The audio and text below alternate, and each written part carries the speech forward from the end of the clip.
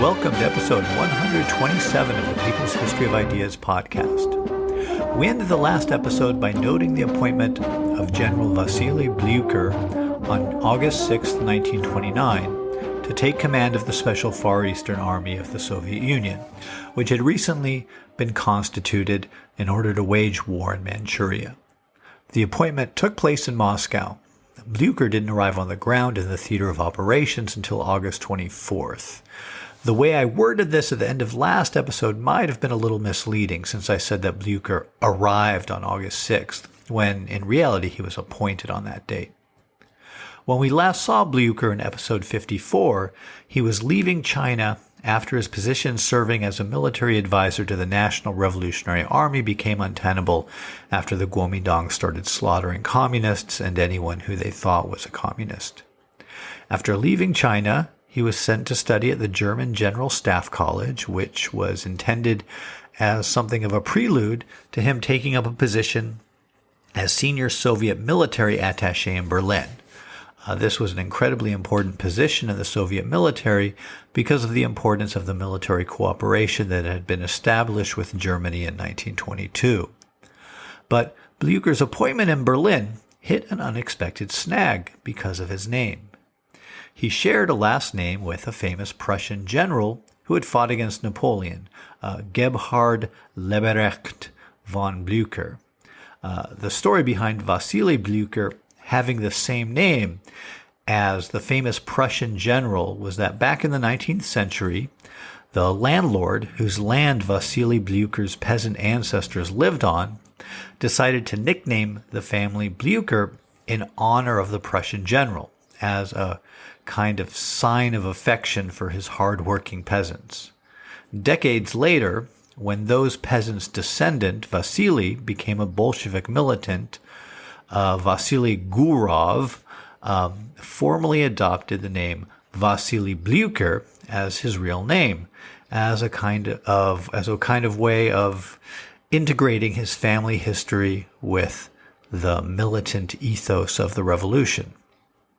Anyways, the Germans considered it too provocative to have a Soviet military attaché in Berlin who shared a name with a Prussian war hero, and initially inquired as to whether or not the name Blucher wasn't one of those fake names that Bolsheviks tended to adopt as part of the security culture that they had inherited from the pre-revolutionary days. There had, in fact, been other instances where Russians who were assigned to work in the diplomatic apparatus in Berlin had adopted fake names that the Germans found objectionable, and then just used another name instead, and everything worked out okay. Blucher, in fact, had used code names before. He used the nom de guerre Galen when he was assigned to work in China, for instance.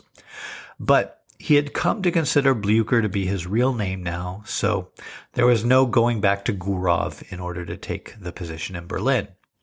It's interesting to think about at what point the adoption of a nom de guerre became a real name for some Bolshevik militants. What psychological threshold had been crossed in the identification of name and sense of self. After all, Lenin had been born Vladimir Ulyanov and Stalin had been born Djugashvili, but at some point the people they were, or at least who they thought of themselves as, became no longer associated in their own minds with the name they were born with. Their identities had undergone some kind of transition during the revolutionary process. Anyways, that point had been reached for Blucher, and so he couldn't serve in Berlin, which meant that when the war broke out with China, he was available to come and take over the command of the Special Far Eastern Army. And you would think that, given his background in China, it was something of a no-brainer to put him in command. Having once served as a senior advisor to Chiang Kai-shek, now he would be fighting forces serving Chiang's regime. However, there was something of a struggle involved in the appointment of Blucher to command the Special Far Eastern Army. When the Red Army leadership was meeting to discuss the situation in Manchuria in late July, another China veteran, Aleksandr Cherepanov, put forward Blucher's name to lead the Special Far Eastern Army. Cherepanov had served under Bluker in China, and he was one of those Soviet guys whose biography reads like one long war story. He'd been a junior officer in World War I, then joined the Bolsheviks early in the revolution and was one of the first officers of the Red Army, which led to fighting both in the Russian Civil War and the Soviet-Polish War. Then after a little more training, he was sent off in 1924 to be a trainer at the Whampoa Military Academy, whose creation we discussed back in episode 29, and stayed with the National Revolutionary Army in China until the Soviet advisors had to leave in 1927. Then he was sent to fight the Basmaki jihadis along the Afghan border in Tajikistan and had only recently returned to Moscow in time to recommend Blucher to command the army for the upcoming war in Manchuria and, of course, to get sent off there himself. But Blucher had a political opponent in Moscow who was against his appointment. Andrei Bubnov, who we last saw in episode 39, had a falling out with Blucher while they were both in China in 1926 over the launch of the Northern Expedition. As we discussed back in episodes 36 to 40, the Soviet advisors in China and the Chinese communists had wanted to delay the Northern Expedition for about a year so that more political work could be done to prepare the areas where the military would be advancing into to rise up so that a social revolution of peasants and workers would accompany the military advance of the National Revolutionary Army. However, when the Kuomintang Central Executive Committee decided to go ahead with the Northern Expedition anyways, Blucher accepted the decision and threw himself into the planning and execution. Bubnov, however, opposed Blucher and made the case that the Soviet Union should pull its support for the Kuomintang and switch over to aiding the warlord Feng Yuxiang.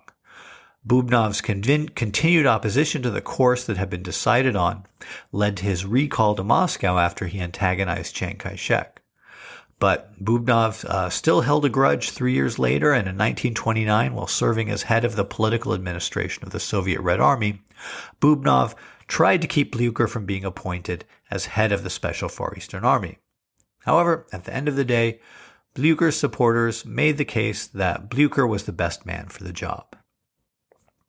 While Chinese and Soviet forces began engaging in skirmishes at the border already in July, the first major fighting occurred in August, when the Soviets launched a series of raids on coal mines with the goal of depriving the Chinese forces of the coal that they needed in order to operate the Chinese Eastern Railway. Because the railroad was central to the functioning of the Manchurian economy, shutting it down would have brought immense economic pressure to bear on the Chinese side. The mines also had a lot of Soviet citizens who worked at them. And up into August, many of these Soviet citizens had kept on working at the mines and at other enterprises closely linked to the operations of the railroad. Some of these Soviet citizens had made homes for themselves in Manchuria and were reluctant to leave. In early August, Soviet agents put up posters on walls and telegraph poles around Harbin, ordering Soviet employees to resign within 4 days or lose their Soviet citizenship. Many quit, while others took leaves of absences in hopes of hanging on to their jobs regardless of who retained control of the railroad at the end of the war. At one of the mines, Soviet workers waged a strike in an attempt to shut down operations. A major problem, though, was that the large differentials in pay and treatment between Soviet and Chinese workers had created a big gulf between the workers of different nationalities, and they were unable to unite in the strike. The strike was defeated because the Chinese workers mostly didn't join in. After all, the Chinese workers might reasonably expect better treatment under Chinese ownership, given that they faced explicit discrimination under Soviet ownership. Anyways, despite the disproportionate number of skilled workers being Soviets, the mine was able to keep on operating after the arrest of many of the strikers. Then, later in August came Soviet military raids on the mines. But these were also were basically unsuccessful. So the Soviet effort to end the war early by bringing economic pressure to bear on the Chinese side by shutting down the coal mines essential to the functioning of the Manchurian economy didn't work. Neither side carried out another major offensive during September, But that month did see continued fighting as well as acts of sabotage carried out inside Manchuria by Soviet agents. The acts of sabotage mainly consisted of bombs placed along rail lines. The biggest fighting in September occurred at Suifenha, a border town where the Chinese Eastern Railway crossed from China into the Soviet Union. The town was basically flattened by Soviet aircraft, although ground assaults by Soviet troops were repelled. The first really big Soviet offensive didn't take place until mid-October. The reason for the delay had to do with Soviet trepidation over how Japan would react if Soviet forces pushed deep into Manchuria. Once the Soviet embassy in Tokyo had ascertained that Japan would be all right with a Soviet offensive into Manchuria so long as Soviet forces stayed within the boundaries of the old Russian-Japanese division of Manchuria into spheres of influence, with Russia having a sphere in the north and Japan in the south, Moscow gave Blucher the go-ahead to move. This was not really unexpected, since when Japan and the Soviets established diplomatic relations in 1925, they had confirmed the old division of Manchuria into spheres of influence that Tsarist Russia had settled on with Japan in the peace treaty that ended the 1904-1905 war between Russia and Japan. Once they had the go-ahead for military operations beyond the border of Manchuria, the Soviets needed to move fast before the brutally cold North Manchurian winter froze the rivers. There were a few rivers which served, along with the Chinese Eastern Railway, as northern Manchuria's major transport arteries. And the Soviet strategy hinged on driving up on one of those rivers, the Songhua River, which is known as the Sungari River in Russian and is listed only under that name on many maps, toward Harbin. And winter was coming fast. An American journalist who reported on the fighting on the Songhua River on October 12th noted that, quote, "The paddle wheel and rudder of our steamer was so covered with ice that we had difficulty in moving against the current," unquote. The first major operation of the war had three main objectives: to seize the border town of Tongjang, which was located 5 kilometers upriver from the confluence of the Amur and Songhua rivers, and then to push up the Songhua about 50 kilometers to seize Fujin City. In the process of accomplishing both of those objectives, the third objective was to destroy the Songhua flotilla, which was China's naval force on the river. The idea was that accomplishing these three objectives would leave Harbin vulnerable to a further Soviet assault up the river should the Kuomintang fail to sue for peace. The battle for Tongjang began at 5:30 a.m. on October 12th.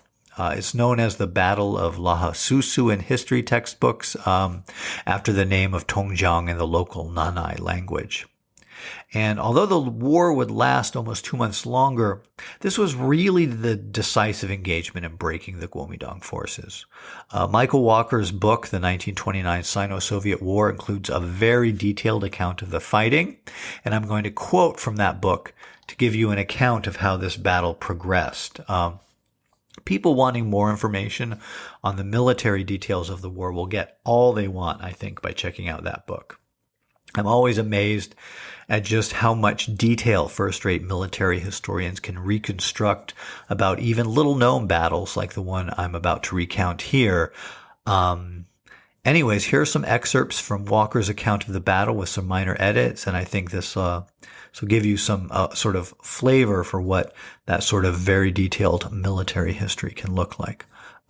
Quote, "During the late evening of 11 October, the Soviet warships began to sail up the Amur from their anchorage near Khabarovsk toward the mouth of the Sungari."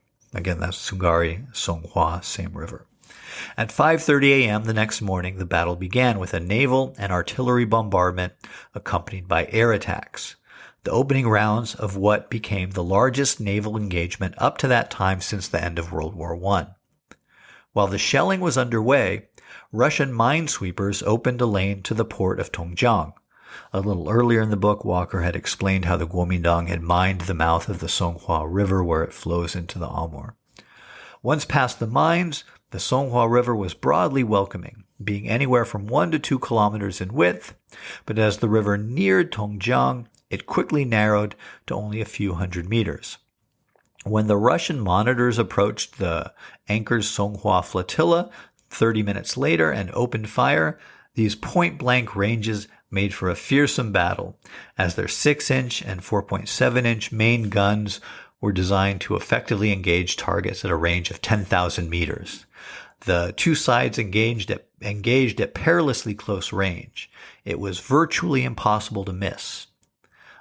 Monitors are a type of ship used in naval warfare, which are small but pack a relatively large amount of firepower for their size. And one feature of this sort of military history is they'll give you the sizes of these guns, which is, I think, largely meaningless detail for most people, but they're significant in that the bigger the guns, right, the 6-inch or 4.7-inch guns, the bigger it is, the more firepower it has, but also it will tend also to take longer to reload. The lead armored monitor, the Sverdlov, under the command of Captain A.I. Traynin, sank the Chinese patrol craft Qiangtai, armed with two 2-inch deck guns, and the Qiang'an, armed with one 2-incher, before engaging Captain Mok Yiuming's more heavily armored gunboat Lishui, mounting one 3.5-incher, two 3-inchers, and two 2-inch deck guns. The Lishui suffered under Soviet fire, with 3/4 of the crew becoming casualties and Captain Mok killed.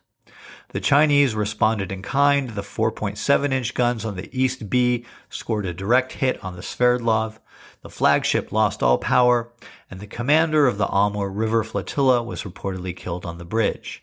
The loss of power threw the ship's gunners into complete darkness, but in the number 3 turret, and despite the limited visibility and noxious gases, the lead petty officer, Fedor Vulahov, continued to manually operate the turret and fire his gun.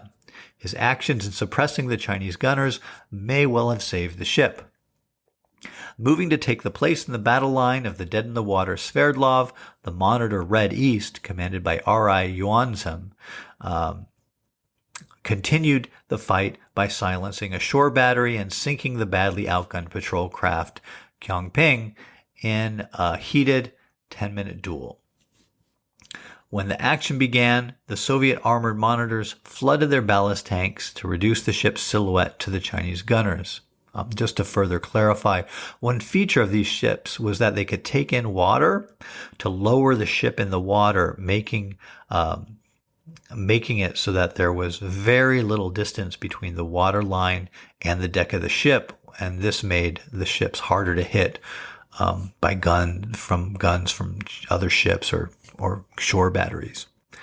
As they settled into the water, their decks almost awash, the Chinese crews mistakenly assumed that the Soviet ships were sinking, an observation that both encouraged the Chinese sailors and later led to erroneous reporting after the Battle of Soviet ship losses. Despite the confusion, the fight drew to a close with renewed intensity as the Soviet monitor Sun Yatsen, note here, this the Soviet is quite interesting. The Soviet ship is named Sun Yatsen, helmed by Captain I.I. Nikitin, engaged and destroyed the armed barge, East B, taking its lethal 4.7-inch guns out of the fight. Before succumbing, the Chinese governors gave their best, hitting the Sun Yatsen 3 times and inflicting many casualties. The gunboat Lishui, which with 2 3.5-inch and 1 2-inch deck guns, was also pummeled and abandoned. It became a Russian prize, along with the patrol craft Sen-I. The cannonade of the Amur River flotilla proved overwhelming. Within an hour, the Songhua flotilla had suffered enough as the surviving vessels fled upriver to the port of Fujin. The flagship Zhongheng was able to lead the escape. The river fight was over, and the ground battle was about to begin. At 6:27 a.m., less than an hour after the naval battle began, the first of the Special Far East Army assault battalions landed on the Chinese banks of the Amur. 20 minutes later, I.A. Onufriev, the commander of the 2nd Amur Rifle Division, landed with his command group. He would lead the day-long fighting as the Chinese mounted a strong defense. It took the Soviet assault battalions 6 hours to advance the 6 kilometers to Tongjang. The Russians pressed hard against the last line of defense. By late afternoon, the Manchurian units began a withdrawal. The pursuing Special Far East Army troops turned the retreat into a rout, inflicting a number of casualties. Chinese losses were estimated at nearly 1,000 killed and wounded, including 148 sailors and 225 naval infantry, along with 98 taken prisoner. The Special Far East Army had lost 172 killed and another 100 wounded. The Chinese also reported that among the dead were 30 officers, including the leader of the naval infantry and a senior colonel, probably a regimental commander. All right, I'm done quoting from the book there. 18 days later, the Soviet forces followed up their success at Tongjang with an attack on Fujin City, 50 kilometers upriver. Here, the remaining ships of the Songhua flotilla fled the Soviet advance, but were annihilated by aircraft as they fled. And what would become a major theme, rather than fight the Soviets, the Manchurian warlord Kuomintang troops looted the city and preyed on the local civilian population before retreating. The Soviets paused their offensive at this point, expecting that the Kuomintang might sue for peace. But despite the Soviet victory in the campaign along the northern Songhua River and the prospect of the military collapse of the Manchurian warlord armed forces allied with the Kuomintang, the Chinese side was determined to fight on, perhaps betting that the Soviets would not push further into Chinese territory after seeing the Soviet troops withdraw back to Khabarovsk after a short occupation of Fujin City. All right.